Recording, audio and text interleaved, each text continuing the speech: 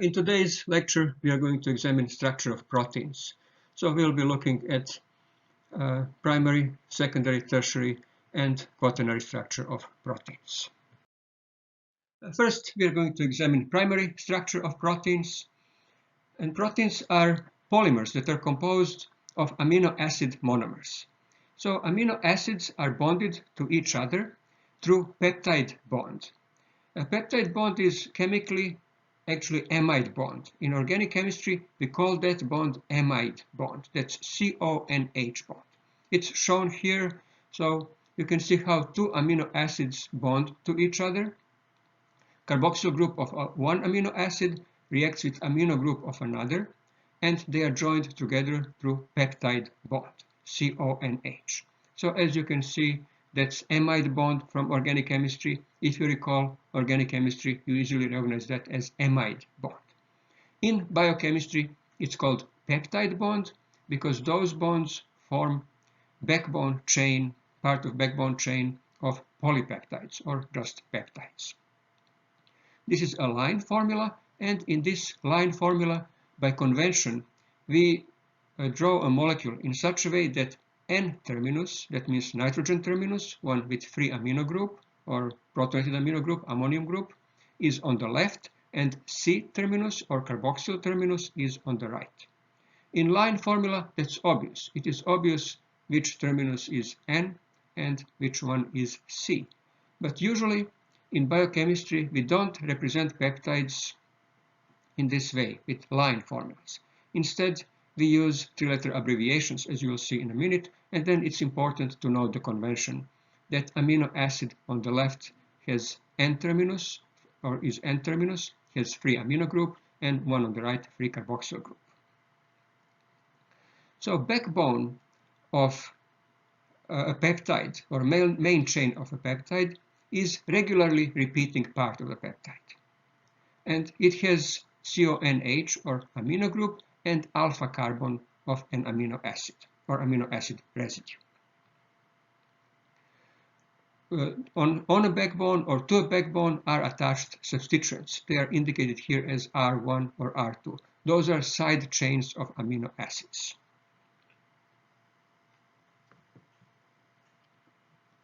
And individual chains may be cross-linked.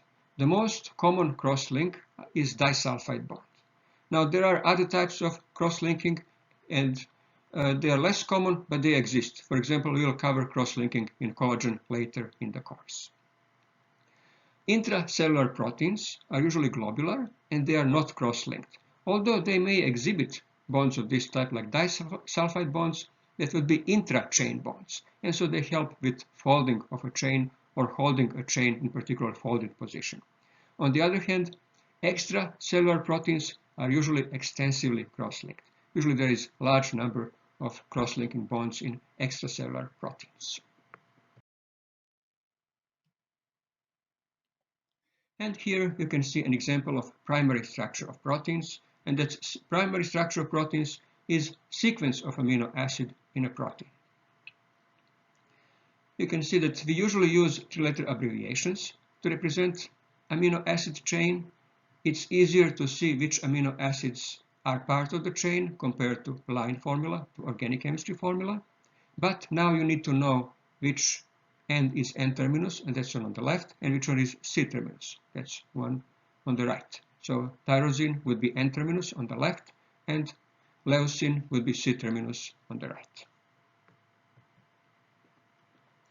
Primary structure of proteins, or their amino acid sequence, determines three-dimensional structure of proteins and is responsible for function of a protein.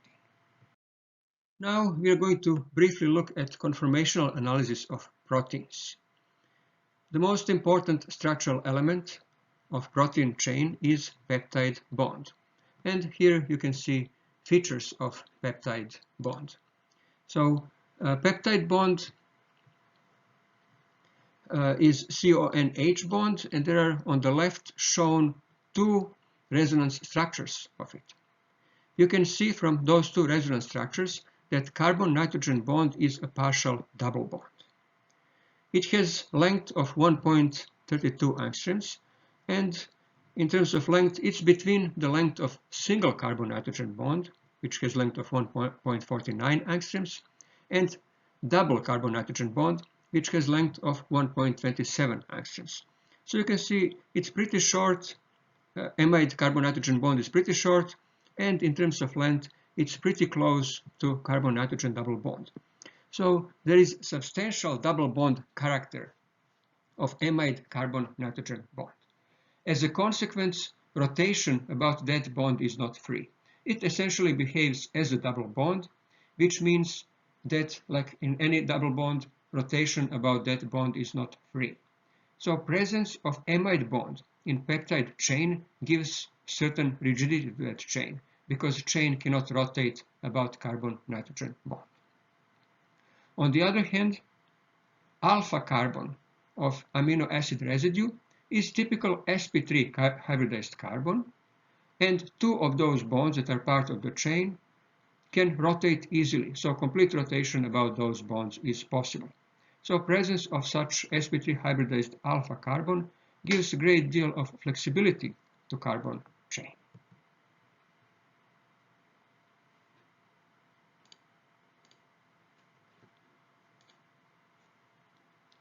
So here you can see a schematic representation, first on the left line formula of peptide bonds.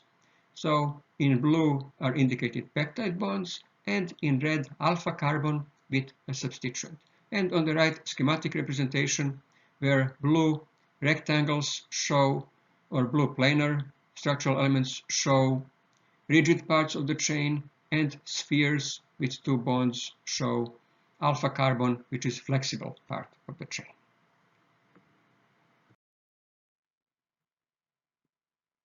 We can define configuration of a peptide bond, and it could be cis or trans. Trans, as we would expect, is much more stable configuration because substituents on carbon-nitrogen double bond or close to double bond, we'll simply assume that it's carbon-nitrogen double bond, even though it's only partial double bond. So substituents in trans double bond are away from each other. They point away from each other, so there is no steric hindrance. On the other hand, in cis double bond, substituents effectively, as you can see from this drawing, bump into each other, so there is considerable steric hindrance, and cis double bond is much less stable.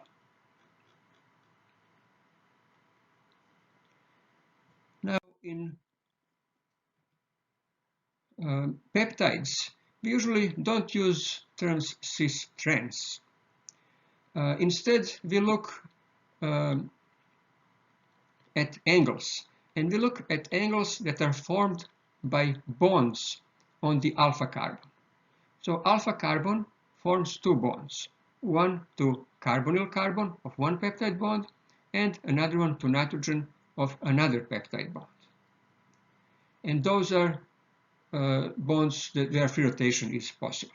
Or if you look at peptide bond itself, then we can see that two bonds that each peptide bond makes, as shown here, can rotate. So bonds to carbonyl carbon can freely rotate, and bonds to nitrogen can freely rotate. On the right, alpha carbon is shown. It has substituent R and hydrogen as second substituents. Those are two substituents that are not part of the chain. And it's shown here the rotation of bonds to two peptide groups. So rotation in clockwise direction is indicated by angle, and it's given as positive value of that angle, and counterclockwise as negative value of the angle. So you'll see what that means in a minute.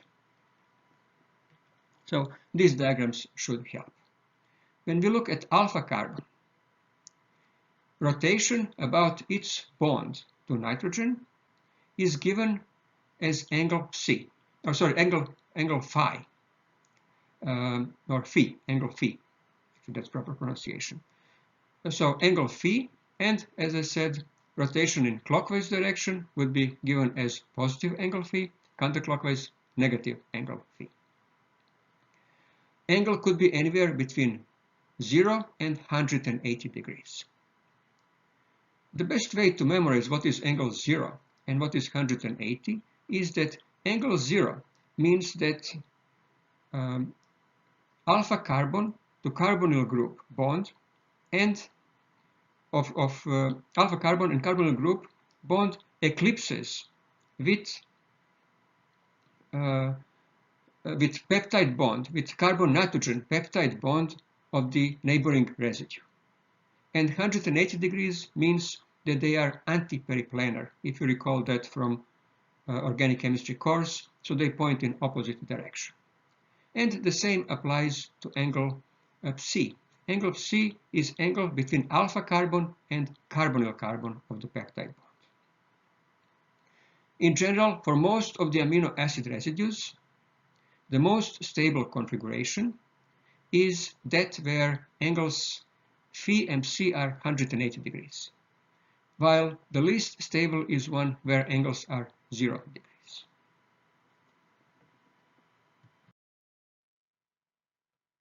Now that's only stability of what will be a dipeptide, peptide composed of only of 2 amino acid residues. There are very few dipeptides around. Most of the peptides contain large number of amino acid residues, and they constitute long chains. And in long chains, angles are somewhere between 0 and 180 degrees. Based on what is the value of those angles, we plot Ramachandran diagrams. So those diagrams in those diagrams we plot on one axis angle phi and on the other axis angle C. And we can see that there are several islands of stability. So there are only certain combinations of angles of phi and C that give stable chain. And those are what we call secondary structures of proteins. So elements of structure of proteins, basically structures of segments of protein chain. And so you can see what are stable secondary structures. They would be antiparallel beta sheet, parallel beta sheet, triple helix of collagen, a right-handed alpha helix, left-handed alpha helix, which has much more narrow range of angles for it to be stable. For that reason, left-handed alpha helix is relatively rare. And finally, also closed ring is possible. This brings us to secondary structure of proteins. Secondary structure of a protein is three-dimensional structure of segments of protein chain. Common elements of secondary structure of proteins are alpha helix, beta sheet, and various turns and loops. First, we are going to examine an alpha helix. Alpha helix is a result or consequence of intramolecular hydrogen bonding between peptide bonds. Intramolecular means within the same molecule, and that's shown here.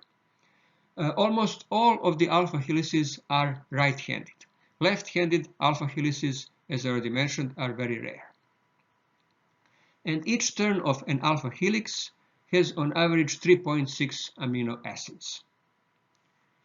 So, as you can see, alpha helix raises up, and so each amino acid residue results in translation or rise of 1.5 angstroms. And since there are 3.6 amino acids per turn, that means that pitch of an alpha helix is 1.5 angstroms times 3.6, 5.4 angstroms. Single alpha helix is typically up to about 45 angstroms long, so they are moderate in size, not too large. Peptide bonds that are 3 and 4 residues apart are physically close to each other, so they can form hydrogen bonds. Typically, peptide bonds that are 4 residues apart form hydrogen bonds between each other. And that's what stabilizes alpha helix, what keeps alpha helix together, keeps it in this form. Residues in the chain that are, or amino acid residues that are 2 residues apart are on the opposite sides of the helix. So if you look at, let's say, amino acid sequence, so this is the primary sequence, you can tell from the sequence which amino acids are on the opposite sides of the chain and which form hydrogen bond to each other. Here I labeled phenylalanine in red. So if you focus on phenylalanine, you can tell that valine is on the opposite side of the chain to phenylalanine. On the other hand,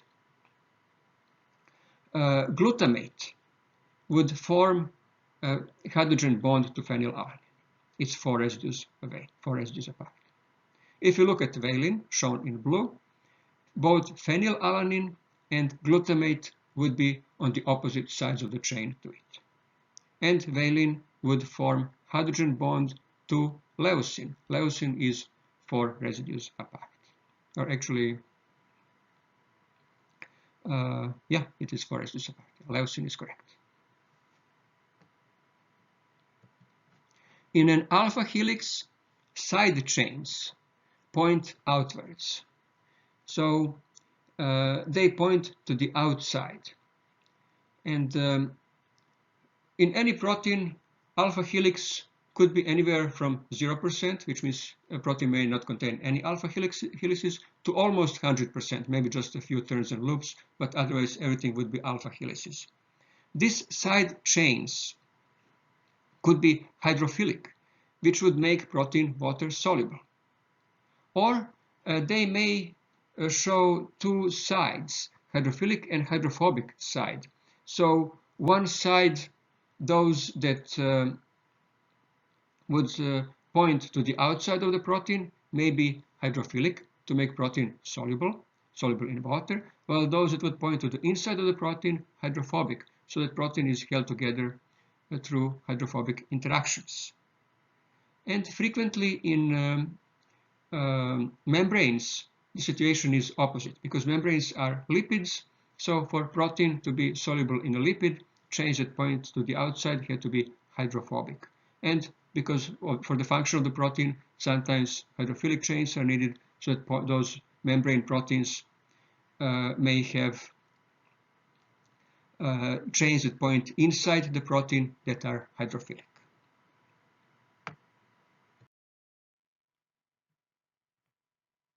Next structural element is beta-pleated sheet. A beta-pleated sheet is composed of beta strands, and we represent beta strands like this, as block arrow, or sometimes we call that like a ribbon.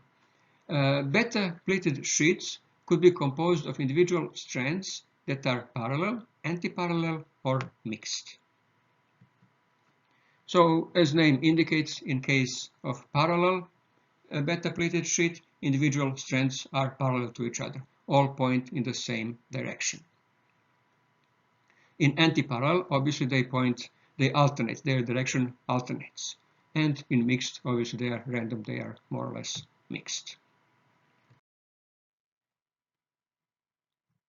In a beta-pleated sheet, side chains alternate because each side chain is in zigzag conformation, and as you will see in a minute, beta-pleated sheets are held together through intermolecular interactions.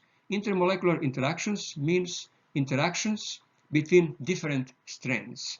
So each strand is one molecule, and so those molecules are held together through intermolecular hydrogen bonding, intermolecular interactions. So side chains alternate. They point up and down from the plane of the beta-pleated sheet, and as you can see, they alternate in pointing up and down.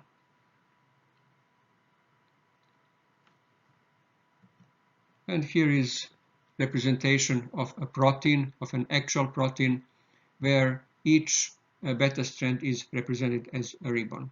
In this case, you can see a lot of antiparallel orientations of individual beta strands. So this would be mainly antiparallel.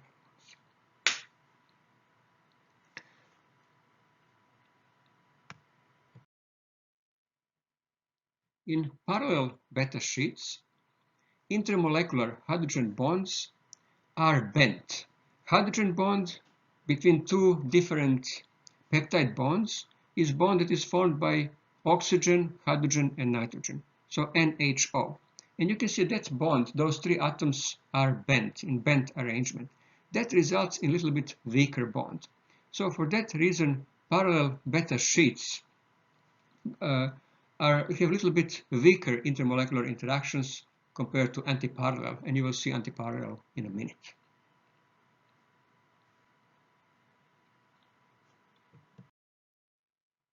So in antiparallel beta sheets, individual strands point in opposite direction, and that allows for linear hydrogen bonding.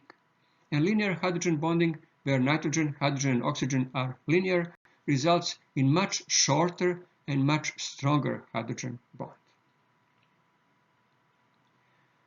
So that means that antiparallel beta sheets are actually more stable arrangement compared to parallel beta sheets.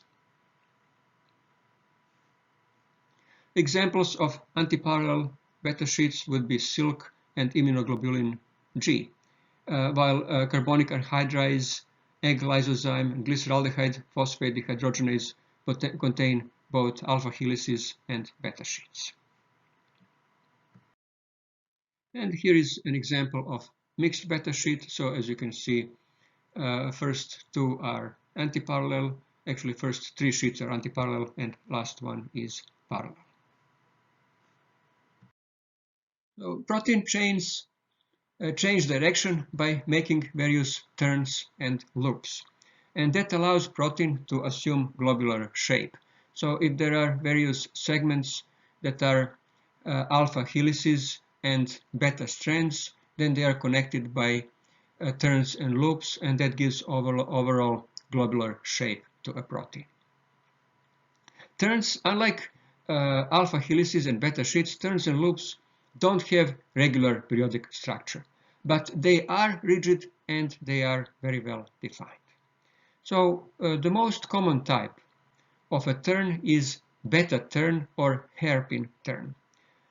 In a beta turn, amino acid residues that are two residues apart. So we number first amino acid residue as residue 1, and then amino acid residue 3. If there is amino acid residue 1 attached to it would be amino acid residue 2, and then amino acid residue 3 would be attached to 2. So amino acid residues 1 and 3 form an intramolecular hydrogen bond. And that's why it's called beta turn, because amino acid attached to amino acid 1 would be alpha amino acid, next would be beta amino acid. So that hydrogen bond between residues 1 and 3 holds that turn together, and that's called beta turn. Obviously it changes, or hairpin turn, and obviously it changes direction of a protein chain. Common amino acids in beta turn, amino acid 2, that's important amino acid of beta turn, not amino acids 1 and 3. Pretty much any amino acid could be amino acid 1 and 3.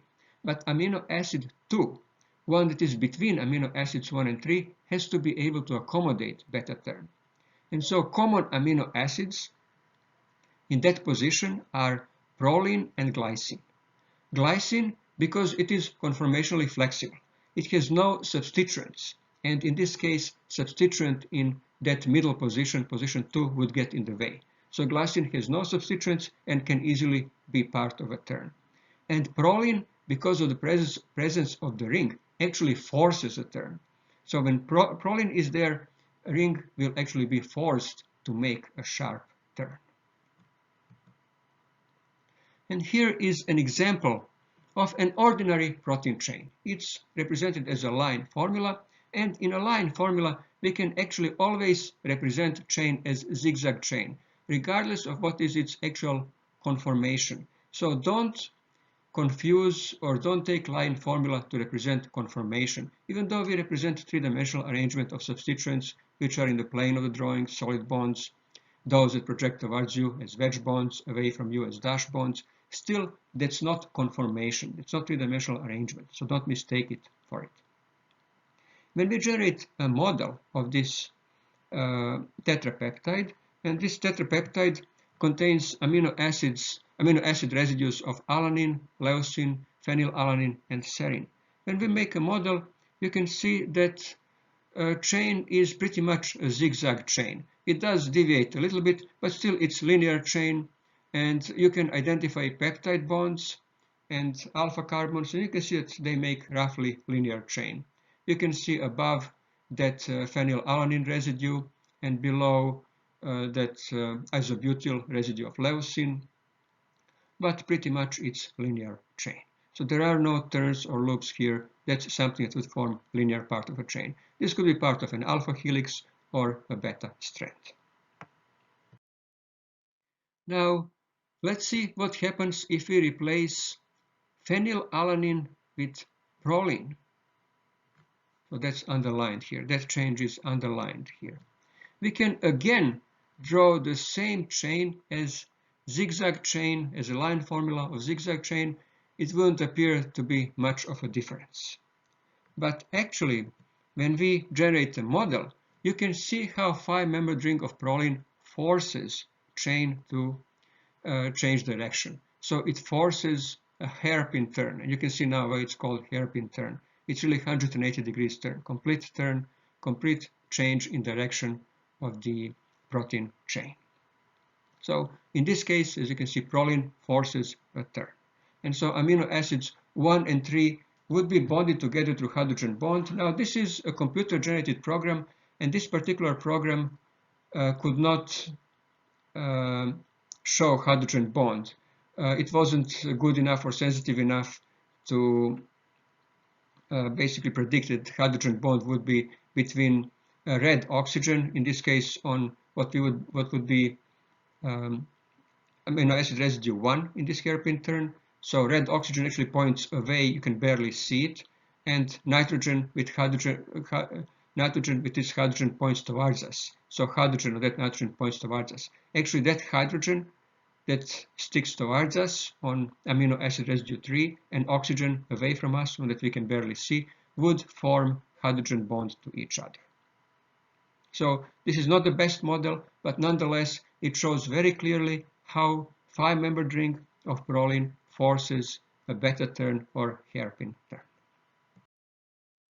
And then omega loop is a general term for various loops of different sizes. Those are a little bit larger than beta turns, and they have hydrogen bond somewhere else in the chain that stabilizes beta loop. So it's much more complex structure compared to beta turn, but it's still very well defined and quite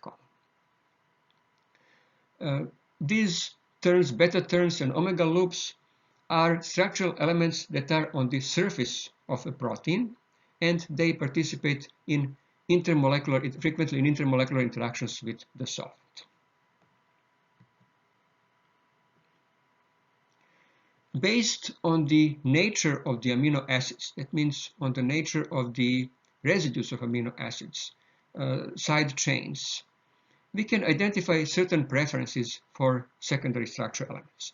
But keep in mind that those are only preferences, not strict rules. And here they are.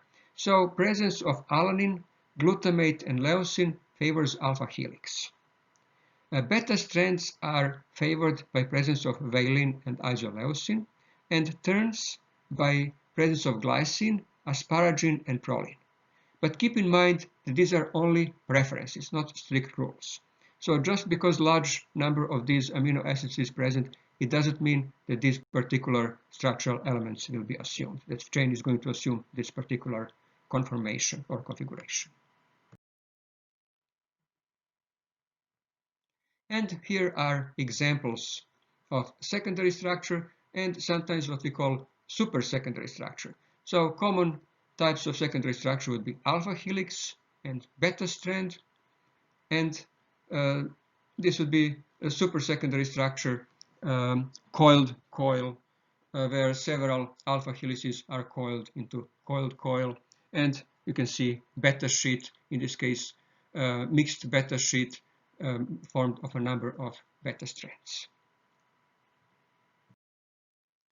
The tertiary structure of a protein is the overall three-dimensional shape of a protein.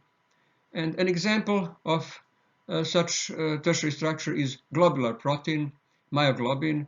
This is structure of myoglobin I took from the web, and I presume it's public domain because I couldn't find whom to give credit. It's just one of the web photographs, and you can see we will cover myoglobin very soon, actually in a couple of lectures. It is oxygen carrier in the muscles, and it's a single chain that is composed of 153 amino acid residues.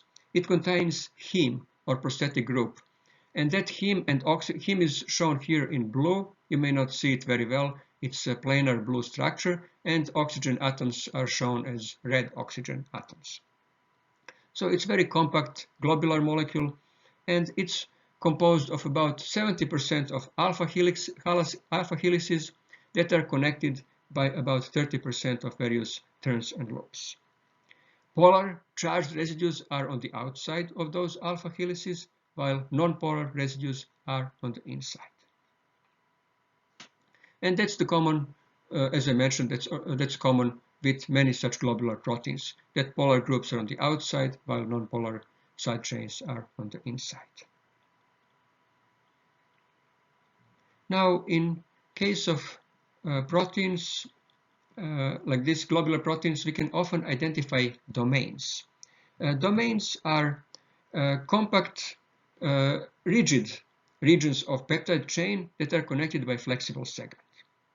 They can be in size from anywhere from between 30 to 400 amino acid residues, and different proteins may have actually same or very similar common domains. So here you can see example of a protein that has two domains. One is shown in red and the other one in green. This one I took from the website of UK University, University of Reading, I think. So website is given here. Proteins that have only one chain have tertiary structure, and that's it. They have only primary, secondary, and tertiary structure. Proteins that are composed of more than one chain, that are aggregates of more than one chain, also exhibit quaternary structure. And that structure is spatial arrangement of individual subunits, individual chains. And that depends on the nature of interactions, intermolecular interactions between those chains. Simplest structure is dimer, some are trimers, tetramers are very common. And this is one tetramer. Hemoglobin, again, structure I found on Wikipedia actually. I think a previous one also I couldn't attribute to anybody. I think I found that one, myoglobin, on Wikipedia. So here individual chains are colored in different colors. So hemoglobin has 4 chains, 2 alpha and 2 beta chains, so 2 identical alpha and 2 identical beta chains. And chains here are shown as 2 red chains and 2 blue chains. Difference between domains and subunits is that domains are bonded to each other as a part of single chain. So domains are part of a single chain that are connected by a flexible unit, flexible part of a chain. Subunits are different chains. They are separated from each other, and they could be actually separated from each other. If protein is denatured, those individual subunits could be actually separated from each other. So this completes our study of structure of proteins.